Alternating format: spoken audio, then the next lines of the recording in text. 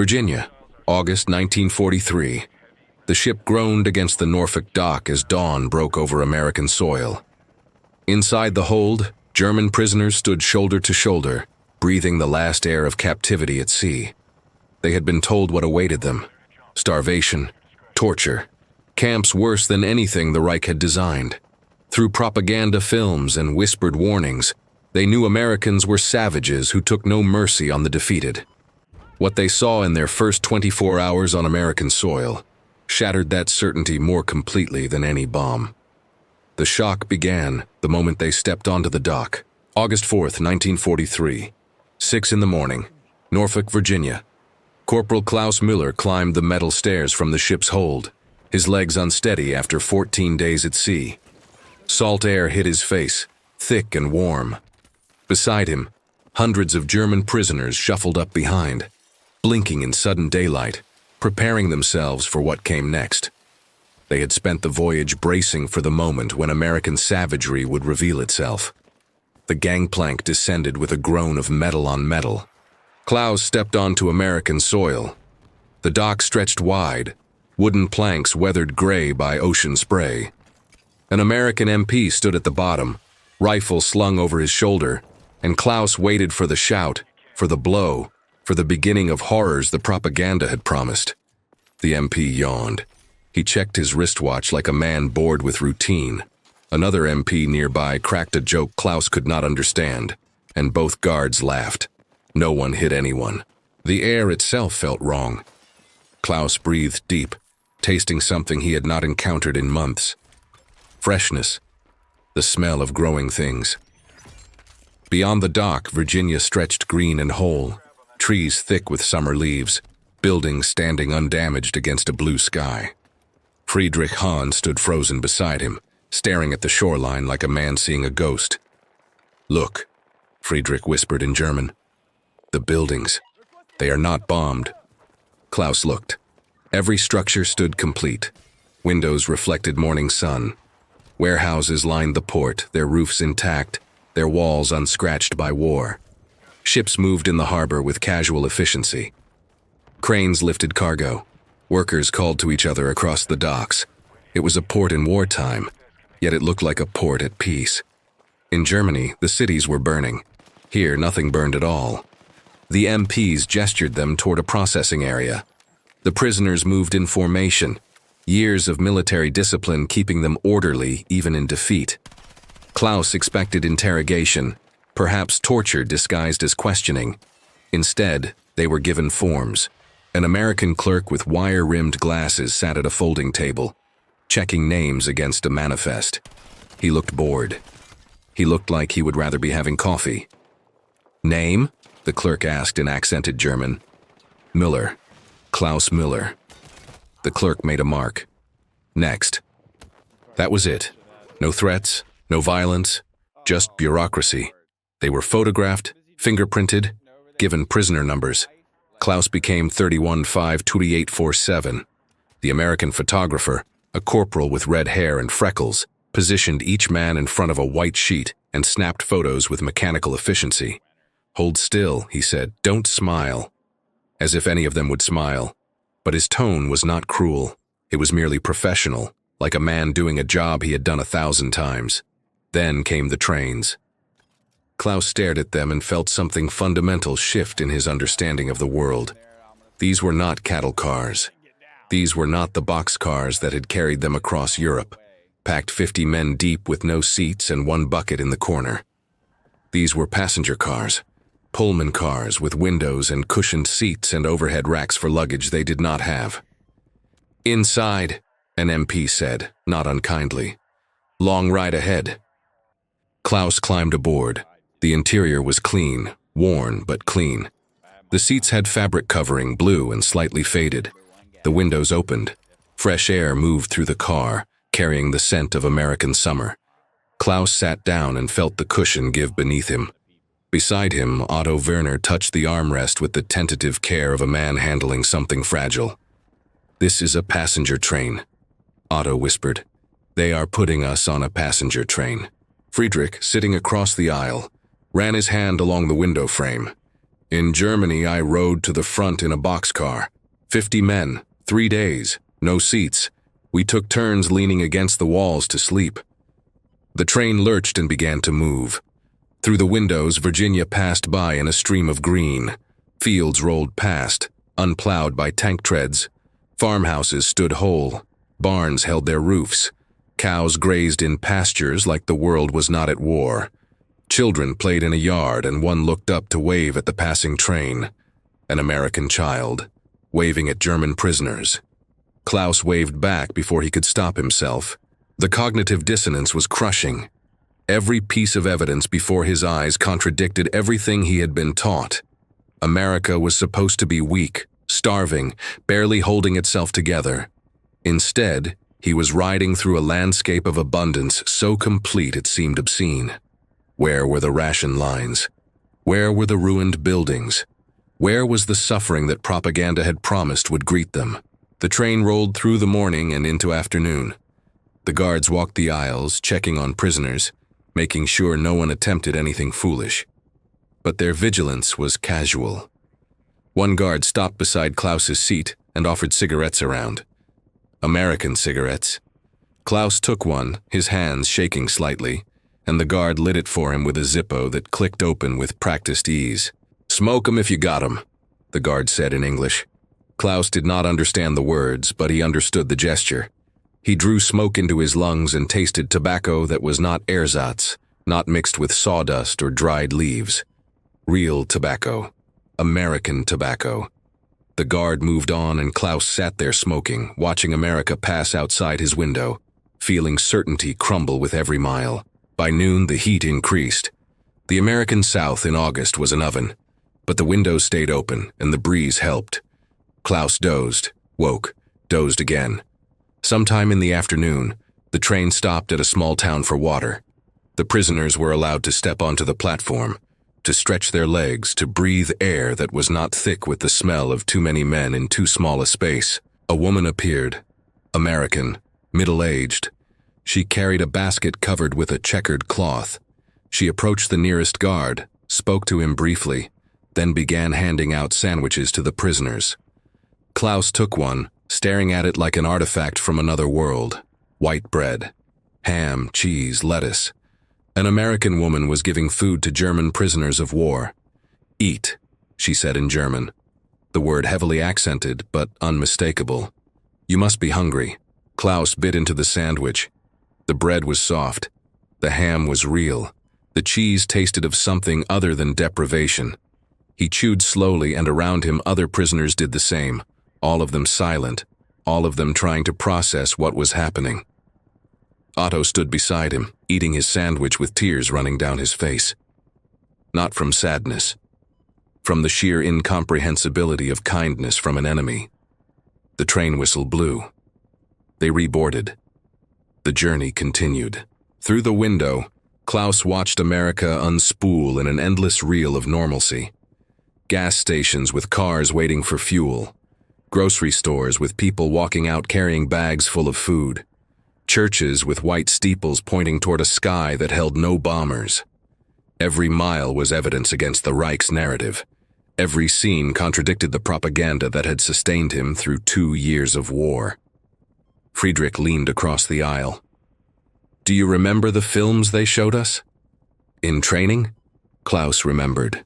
Films of Americans torturing prisoners, films of cities in chaos, films designed to make surrender seem worse than death. "I remember." "They lied," Friedrich said quietly. "About everything. They lied about everything." Klaus did not answer. He was too busy watching a group of American children playing baseball in a field beside the tracks, their laughter audible even over the train's rattle. In Germany, children hid in bunkers. Here they played games. Evening approached. The train had been moving for hours through Virginia, through the Carolinas, deeper into the American South. Heat pressed against the windows even as the sun began its descent. Klaus's uniform stuck to his back with sweat. Beside him, Otto fanned himself with his cap. Friedrich had fallen asleep, his head against the window, exhausted by the strangeness of everything. The train began to slow. Through the window, Klaus saw buildings appear, wooden structures freshly built stretching across cleared land. Guard towers punctuated the perimeter. Barbed wire caught the late afternoon light. A sign at the entrance read, "Camp Hearn," in white letters against dark wood. The train hissed to a stop. The MP at the front of the car stood and announced something in English. Klaus caught only one word: home. They filed off the train onto a gravel platform. The Texas heat was different from desert heat, Klaus realized. Thicker, humid. It wrapped around him like a blanket he could not shed. Before him stretched the compound, and despite the wire and the towers, something about it looked wrong for a prison camp. Too organized, too new. American soldiers waited to receive them, but again their demeanor puzzled Klaus. No shouting, no rifles pointed. One sergeant actually helped an older prisoner down from the train car, catching his elbow when he stumbled. The gesture was so automatic, so devoid of malice that Klaus stopped walking just to stare at it. Processing began immediately.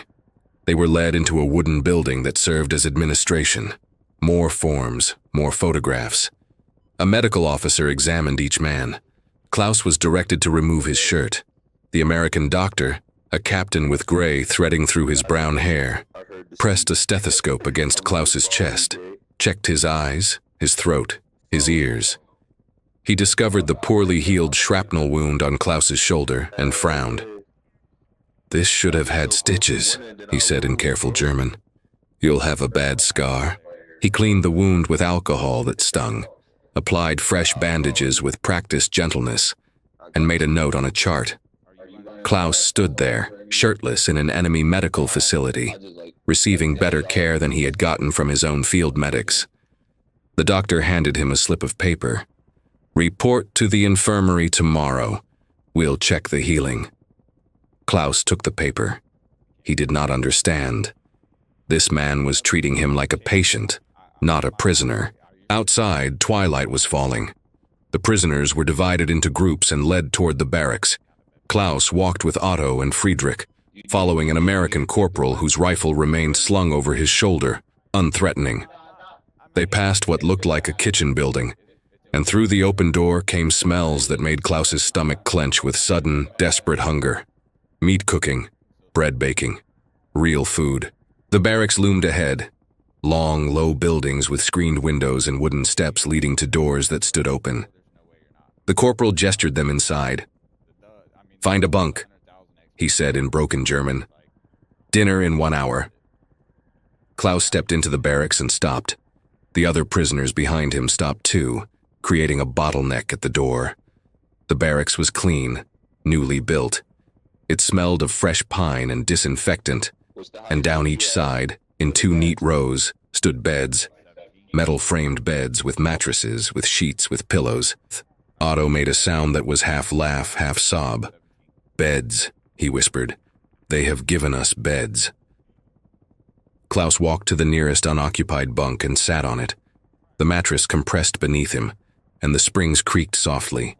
He ran his hand over the sheet. It was thin, institutional, but it was clean. A folded blanket sat at the foot of the bed. A pillow rested at the head, slightly lumpy but real.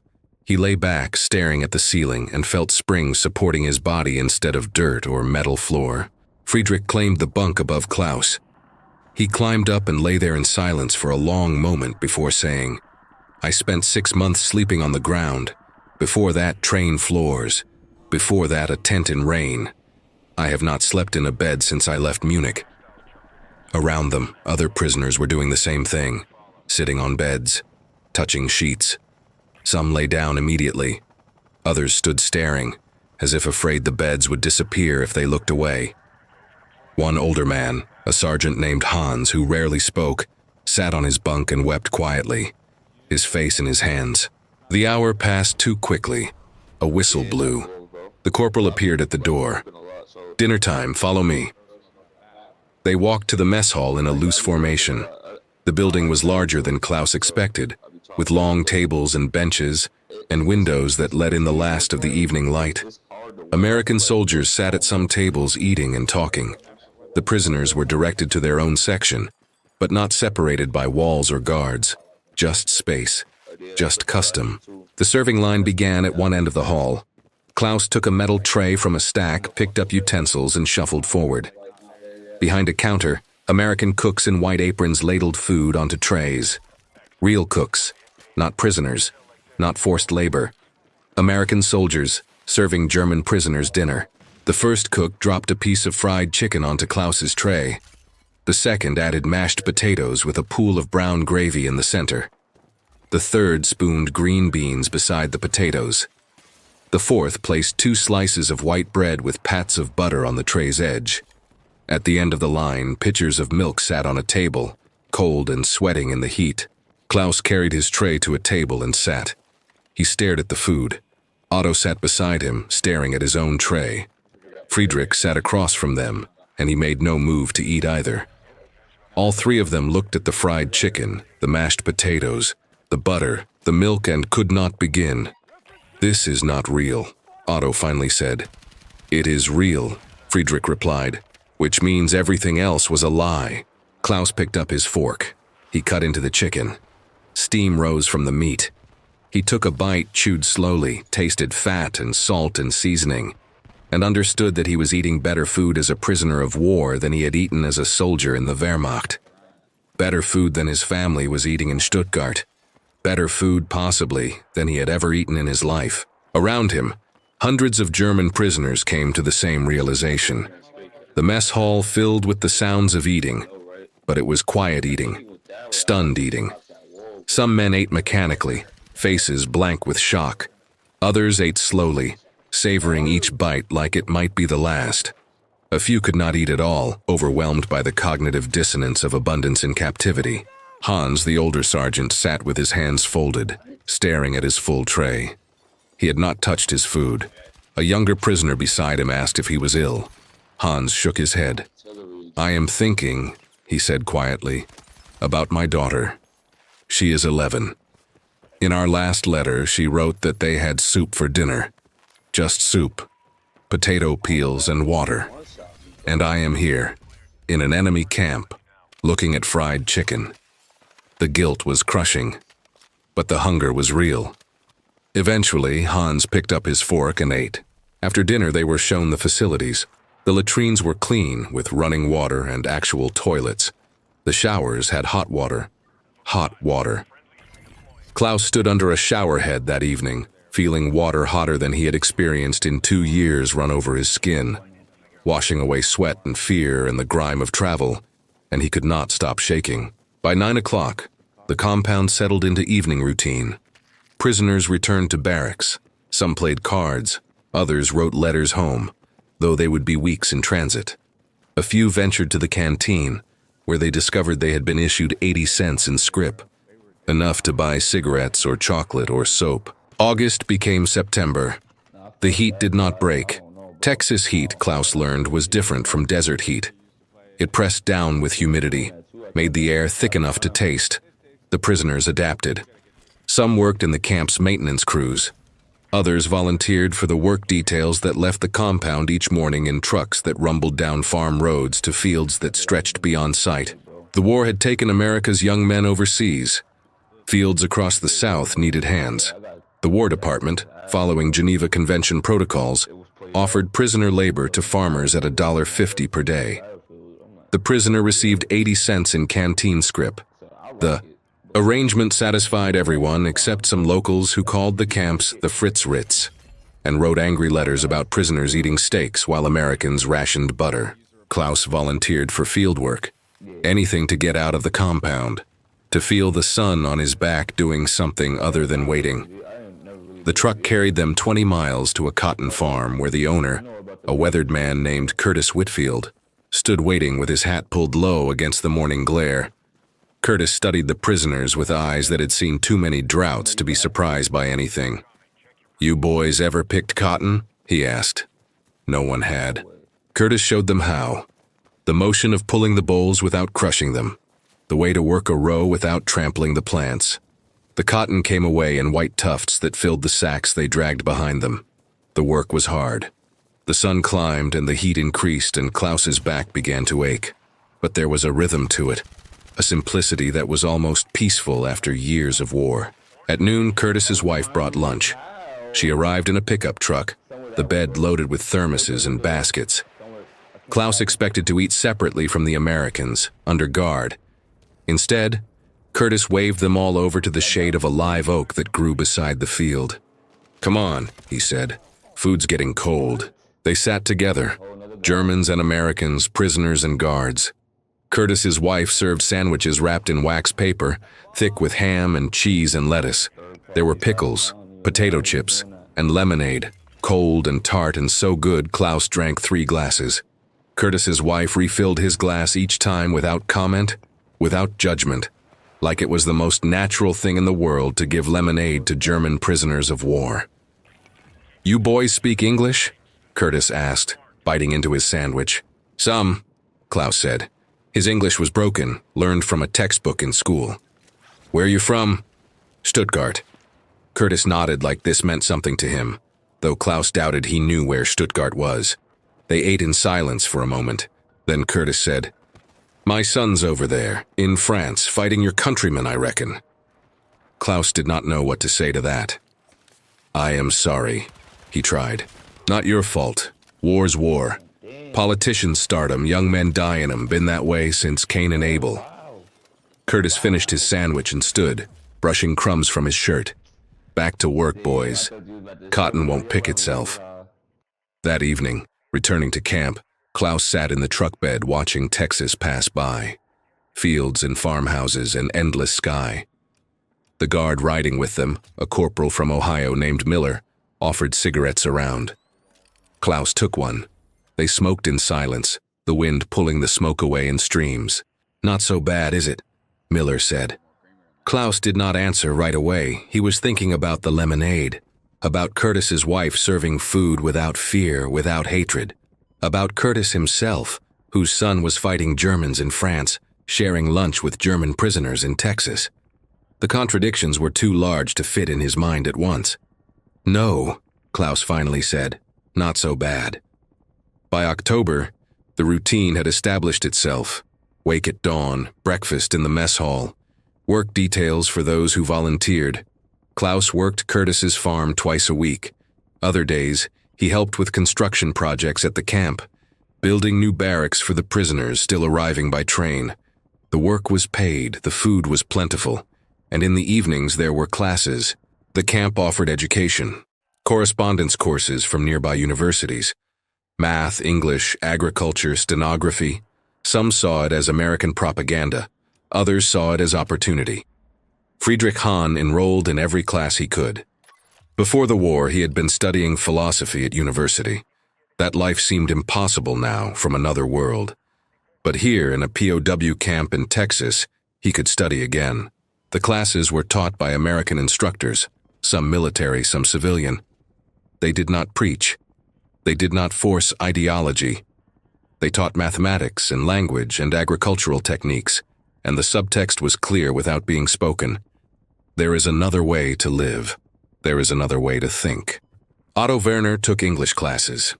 His instructor was a retired school teacher from Houston named Mrs. Campbell, who rode out to the camp twice a week in her Chevrolet. She was 60 years old and treated the German prisoners like her own students, correcting their pronunciation with patience, praising their progress with genuine warmth. Otto could not reconcile this woman with the propaganda images of Americans as violent barbarians. Mrs. Campbell brought books. She brought magazines. She brought newspapers that showed the war from the American perspective, and though some prisoners refused to read them, Otto did. He read about battles he had fought in, described from the other side. He read about American production numbers, the factories turning out tanks and planes and ships faster than Germany could destroy them. He read about a country that was not starving, not weak, not on the verge of collapse. One evening in November, Mrs. Campbell stayed after class. She spoke to Otto in English slowly, to help him understand. "You're a bright young man," she said. "What will you do after the war?" Otto had not thought that far ahead. The war was not over. Germany was still fighting. "I will go home," he said, "to Munich, to my family." And then, he did not know, the future was fog. "You could come back here," Mrs. Campbell said. After, America needs bakers, carpenters, farmers, men willing to work, men who want to build instead of destroy. The idea was absurd. He was a prisoner, an enemy soldier. But Mrs. Campbell spoke like it was possible, like the war would end and borders would open and life would continue in ways he could not yet imagine. That night, Otto lay in his bunk and thought about Mrs. Campbell's words. He thought about Curtis Whitfield and his wife with her lemonade. He thought about the guards who played cards with prisoners, who shared cigarettes, who treated them not as monsters, but as men. He thought about the food and the classes and the strange, disorienting abundance of America. The propaganda had prepared him for cruelty. It had not prepared him for kindness. December brought cooler weather. Not cold, not by German standards, but enough that jackets felt good in the mornings. The camp decorated for Christmas. Some prisoners found it offensive, this mixing of German soldiers and American holiday cheer. Others found it necessary. Home was a year away, maybe more. The war continued. Letters from Germany took months to arrive, when they arrived at all. Christmas in a POW camp in Texas was not what any of them had imagined, but it was better than spending it in a foxhole in North Africa. The camp chaplain, Captain Robert Hayes, organized a service. He was Catholic, but he welcomed everyone. The chapel was one of the wooden buildings, simple and unadorned. Klaus attended because he had nothing else to do. He sat in a pew and listened to Captain Hayes speak about peace, about hope, about the possibility of redemption even in the middle of war. After the service, Captain Hayes approached him.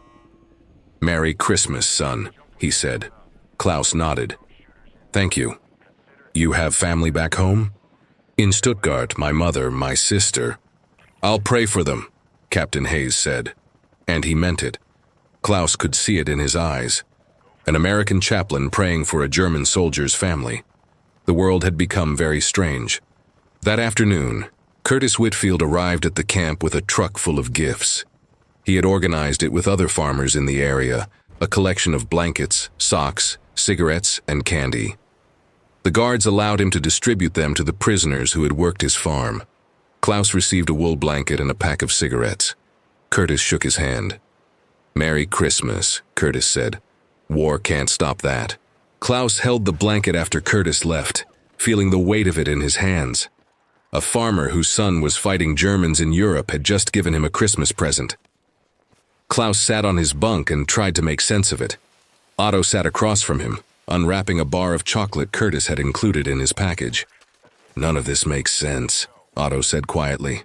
"No," Klaus agreed. But it was happening anyway. January 1944 arrived. The war entered its 5th year. In Germany, cities were burning under Allied bombing. In the Pacific, Americans were island hopping toward Japan. In Texas, German prisoners of war picked cotton and attended classes and ate food they could hardly believe was real. The cognitive dissonance was crushing for some. Several prisoners, die-hard Nazis who refused to accept the evidence before their eyes, formed secret groups within the camps. They enforced loyalty. They punished those who seemed too friendly with Americans. At Camp Hearn, a prisoner named Hugo Kraus made the mistake of learning English too well. He worked as an interpreter for the American Guards. He reported clandestine activity. He openly criticized the Third Reich. On December 21, 1943, 7 men beat him with pipes and boards studded with nails. They cracked his skull. They broke both arms. Hugo Kraus died 6 days later, and no one in his barracks came to his aid because fear still had teeth. The murder shocked the camp. American authorities investigated, separated suspected Nazis from the general population. But for Klaus and Otto and Friedrich, the lesson was clear. Even here, even in this strange paradise of abundance, the war was not over. The ideology had not died. There were men who would kill to preserve it. Yet the work continued. The friendships continued. Curtis Whitfield still brought lemonade. Mrs. Campbell still taught English. The food kept coming, 3 meals a day, more than they needed. And slowly, meal by meal, class by class, the certainty that had brought them across the ocean continued to crack. By spring of 1944, Klaus had worked Curtis's farm for 8 months. He knew the rhythms of Texas seasons now, the way cotton grew, the careful timing of planting and harvest. Curtis trusted him to work unsupervised, to handle equipment, to make decisions about which fields needed attention. One afternoon, Curtis said, "You ever think about staying?" Klaus looked up from the row he was working. Staying. After the war. You could get a visa. Plenty of farms need workers. Pays good for men who know what they're doing. The idea hung in the hot afternoon air. Stay in America. Stay in Texas. Leave Germany behind, leave the ruins, leave the ash. Build a life here where the sky was wide and the food was plentiful, and people treated you like a human being instead of a number. "I do not know," Klaus said. "Think about it," Curtis said. And he walked away, leaving Klaus standing in the cotton field with dirt under his fingernails and possibility weighing heavy in his chest. May 1945. The war in Europe ended. Hitler was dead. Germany had surrendered unconditionally. The news reached Camp Herne over radios, through newspapers, in letters from the International Red Cross. The prisoners gathered in the compound, listening to reports of devastation, of cities reduced to rubble, of millions dead. This was victory for the Allies. For the prisoners, it was the confirmation of defeat. Klaus sat on his bunk and read a letter from his mother that had taken 4 months to arrive. She was alive. His sister was alive. Their house was gone, destroyed in a bombing raid. They were living with relatives on a farm outside Stuttgart. Food was scarce, work was scarce, the future was uncertain. She asked if he was well, if he was safe, if he knew when he would come home. He was safe. He was well fed. He was living in a barracks with a roof and walls while his family lived in the ruins of Germany. The guilt was enormous. The war was over, but the prisoners stayed. President Truman decided America still needed the labor. The factories were converting from war production to peacetime goods. Farms still needed hands. So the prisoners remained, working, waiting. Some grew angry. Others accepted it. Klaus found himself in the strange position of wanting to go home and wanting to stay, both desires pulling at him with equal force. By summer, the camp began emptying. Repatriation started slowly. Ships crossed the Atlantic carrying prisoners back to a Germany that no longer existed, not in the form they remembered. Klaus was scheduled to leave in August 1946, 3 years since he had arrived on American soil. His last day of work, Curtis drove him to the farm one final time. They worked the fields together in silence, the familiar rhythm of cotton picking filling the hours. At lunch, Curtis's wife made fried chicken, the same meal Klaus had eaten on his first day in Texas.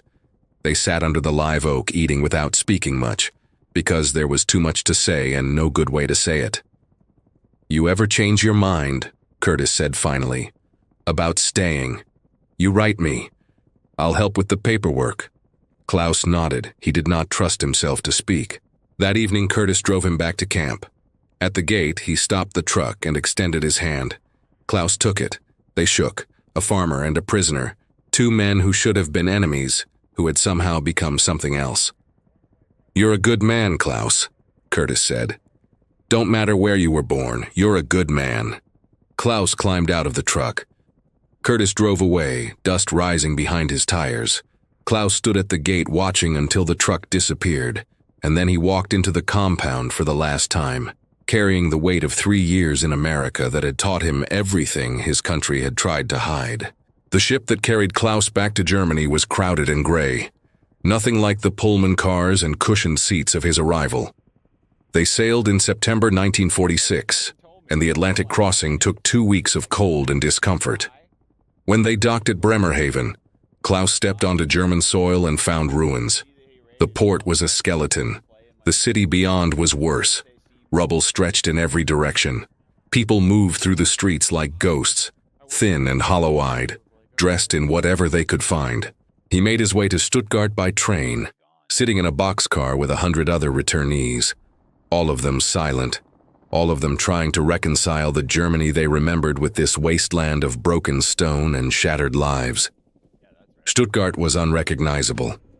The landmarks he had grown up with were gone. The house he had been raised in was a crater. He found his mother and sister in a single room of a farmhouse 15 kilometers outside the city, and they held each other and cried. That night, his mother made soup from potatoes and carrots. It was thin, barely flavored, nothing like the meals in Texas. But it was home. Klaus ate slowly, tasting the difference, understanding for the first time the full measure of what America had shown him. "What was it like?" his sister asked. "In America, in the camps." Klaus set down his spoon. How could he explain? How could he describe abundance to people who were starving? How could he tell them about Curtis Whitfield and his lemonade, about Mrs. Campbell and her English classes, about guards who played cards with prisoners, about a country that fed its enemies better than Germany fed its citizens? "It was not what we were told," he said finally. None of it was what we were told. In the years that followed, Klaus rebuilt his life in Germany. He worked construction, married, raised children, but he never forgot Texas. He never forgot the cotton fields and the wide sky, and the farmer who had treated him like a man instead of a monster. In 1953, he applied for immigration. In 1955, he received his visa. He brought his family to America, to Texas, to a state that had once imprisoned him and now welcomed him as a citizen. He was not alone. Thousands of German prisoners returned after the war. They had been captured expecting cruelty and found kindness. They had been prepared for starvation and discovered abundance. The treatment they received in American POW camps did more to defeat Nazi ideology than any propaganda could have. Because it is easy to hate an enemy when you are told they are monsters. It is much harder to hate them when they give you lemonade. Otto Werner became an American citizen in 1958. He opened a bakery in Houston. Friedrich Hahn finished his philosophy degree at the University of Texas and taught for 30 years. Curtis Whitfield's son came home from France in 1945, alive and whole. Curtis continued farming until he died in 1972, and at his funeral, Klaus stood beside the grave and wept for a man who had shown him what forgiveness looked like. The camps are gone now. The wooden barracks were torn down, sold for scrap, repurposed. Only monuments remain, small markers in Texas fields noting that here, once, prisoners of war learned that their enemies were human too. Historians studying the period note that the American POW program was one of the most successful re-education efforts in history, not because of what was taught, but because of how prisoners were treated. They came expecting hell and found something stranger. They found people who, despite the war, despite the ideology, despite everything, chose to be decent. Years later, interviewed by historians, Otto Werner said, "We were trained to believe Americans were weak, decadent, barely human. Then they gave us beds and fed us steak and treated us with respect we did not deserve. That broke Nazism in our hearts more effectively than any bomb ever could." Klaus Müller, speaking to students in 1980, put it differently. "On my first day in America, I expected to be shot. Instead, I was given a pillow. Everything I had been told was a lie, and understanding that took the rest of my life. The sun still rises over Texas. The fields still grow cotton. The sky remains as wide as it ever was. And somewhere in the archives, in letters and diaries and fading photographs, the story remains of men who crossed an ocean expecting death and found instead a second chance at life. That was their first day in America. The rest took decades,